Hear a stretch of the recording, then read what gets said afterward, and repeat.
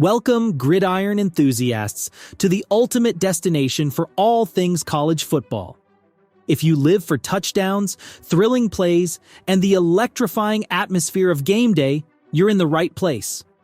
Today, we're diving deep into the heart of college football, where legends are made and dynasties are born. But we're not just here for the games, we're here for the stories that make this sport unforgettable. From rivalries that ignite passions to coaches who inspire greatness, we've got it all. When the stadium roars, when the players clash, and when the clock ticks down, we're right there with you, breaking down the action. Because in the world of college football, there's always more than meets the eye. So sit back, relax, and enjoy the ride of tackles and tails.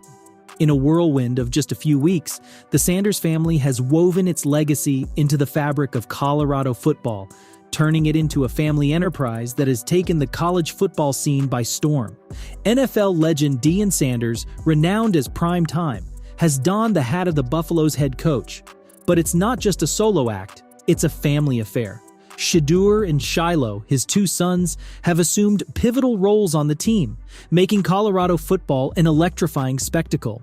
Colorado, once a footnote in the annals of college football, has now become the hottest ticket in the sport, thanks to the Sanders family's meteoric rise.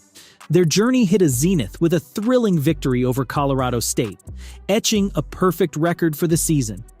However, it wasn't a walk in the park, as it took two heart-pounding overtimes to secure a 43-35 triumph on their home turf.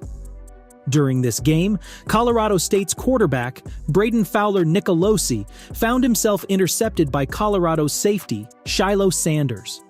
Sanders returned the interception for an impressive 80-yard touchdown. In the subsequent drive's second play, Fowler Nicolosi connected with wide receiver Lewis Brown for a remarkable 46-yard gain. The very next play saw Fowler Nicolosi executing a backward pass to wide receiver Torrey Horton, who then found tight end Dallin Holker in the back of the end zone for a 30-yard touchdown. However, Travis Hunter's evasive maneuvers were eventually thwarted, leading to a fumble. Colorado State's defensive back, Jack Howell, scooped it up and sprinted for a touchdown. Colorado's offense finally broke through in the late first quarter when Sanders connected with wide receiver Xavier Weaver for a 24-yard touchdown.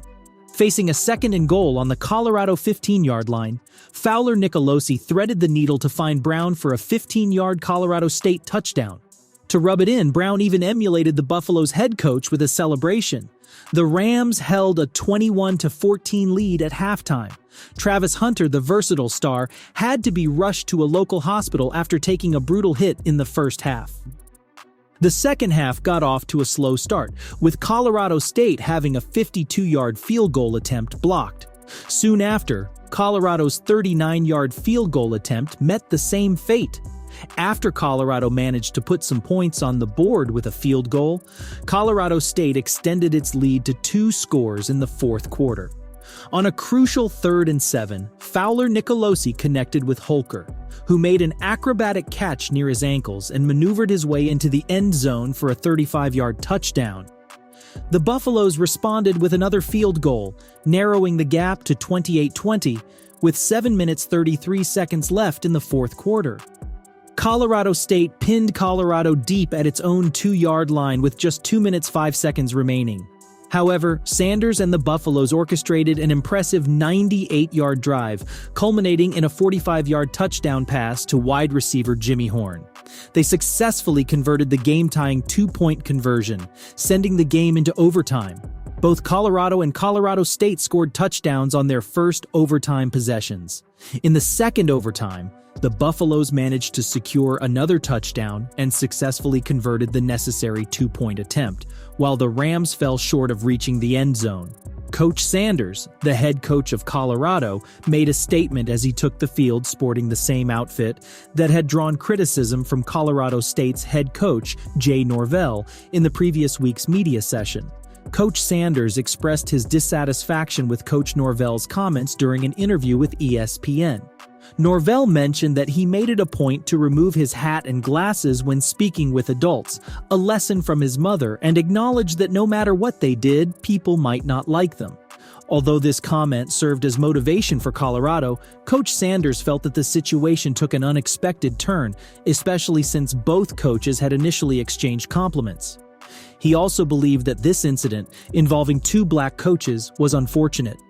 In response, Coach Sanders distributed stylish sunglasses to his players and believed that Coach Norvell's comment would ultimately backfire, not only by firing up the Buffaloes, but also by boosting sunglasses sales. But it's not just about football for the Sanders family.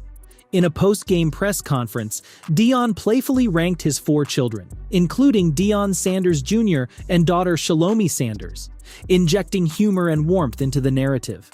The déjà vu was palpable as fans witnessed the Buffaloes' jaw-dropping upset of TCU, 45-42.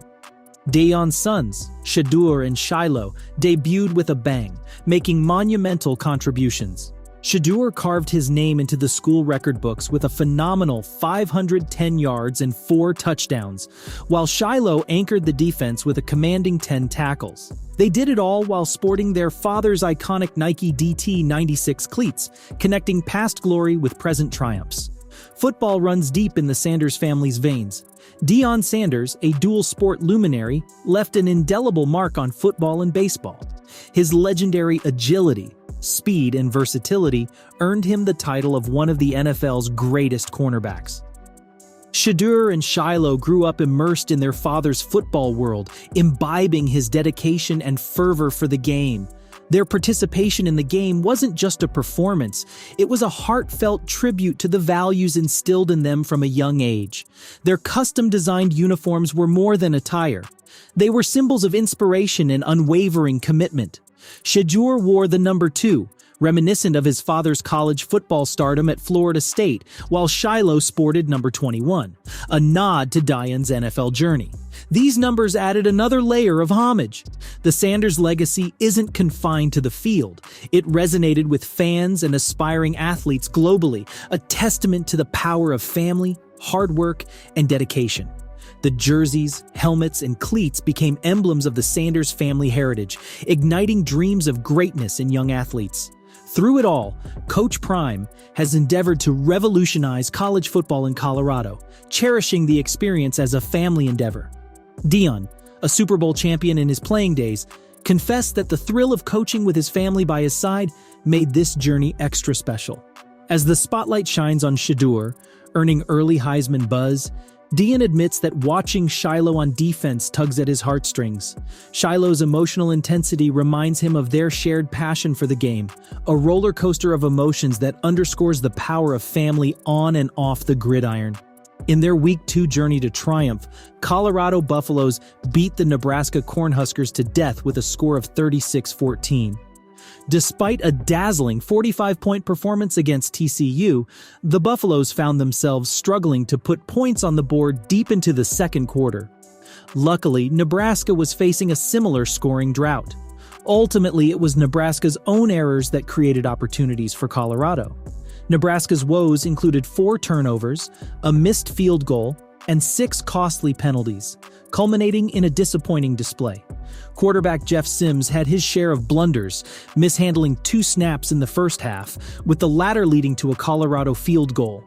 A particularly damaging interception by Sims set the stage for a Buffaloes touchdown, turning the tide of the game. In the second half, Colorado's offense displayed a newfound comfort and methodical approach, producing 3 more touchdowns and transforming what initially appeared to be a defensive struggle into a one-sided contest. Shedeur Sanders faced early challenges and endured 7 sacks, but it was his remarkable progression from start to finish that instilled confidence in Colorado's sustained success. Sanders concluded the game with an impressive 31 completions out of 42 attempts, amassing 393 yards through the air and contributing 2 passing touchdowns along with a rushing score. His performance once again thrust him into the spotlight as a contender for the coveted Heisman Trophy. While Dylan Edwards had shone brightly with 4 touchdowns against TCU, this week belonged to Xavier Weaver, who dominated for the Buffaloes. Weaver hauled in 10 catches for a total of 170 yards, providing Sanders with a reliable target, even when the offense faced challenges. Coach Sanders, the head coach of Colorado, made a statement as he took the field sporting the same outfit that had drawn criticism from Colorado State's head coach, Jay Norvell, in the previous week's media session. 60 Minutes made an extraordinary choice to feature Coach Prime twice within a single season of television's most venerable and widely watched news magazine. Traditionally, 60 Minutes, the most senior and highly rated television news magazine, refrains from profiling the same subject twice in 2 consecutive seasons. However, tradition takes a back seat when it concerns Coach Prime. In the midst of the season's frenzy, Sanders engaged in a 60 Minutes showcase with John Wertheim on Sunday night. The feature delved into Sanders' mindset upon accepting the Colorado job, his unconventional strategies following his appointment, and his profound admiration for Nick Saban, the only coach he regards as his equal. Sanders reflects on his impact in college football, stating that he brings about tangible change, making people uneasy and prompting introspection. He likens his influence to the feeling of being exceptionally well put together. In his role as a father to college athletes, Sanders emphasizes honesty and advises his children that if they're told to enter the transfer portal by a new coach, suggests they're not performing optimally and should aim to be an asset to the team rather than a liability. The Colorado Buffaloes are set to play against the Oregon Ducks at Autzen Stadium on September 23rd. And that's a touchdown, folks. Thanks for joining us in the adrenaline-packed world of college football. We hope you had a blast watching touchdowns, cheering for your team, and reliving the game day magic. Did you witness those gravity-defying catches, those end zone dances, and the roar of the crowd? That's what college football is all about. So if you loved this game as much as we did, don't forget to smash that like button, hit subscribe, and ring that notification bell so you never miss a moment of the action. That's all for today's game recap, but stay tuned for more thrilling sports content right here. Until next time, keep cheering, keep watching, and keep that sports spirit alive. For all things sports, this is your channel, and we'll see you in the next video.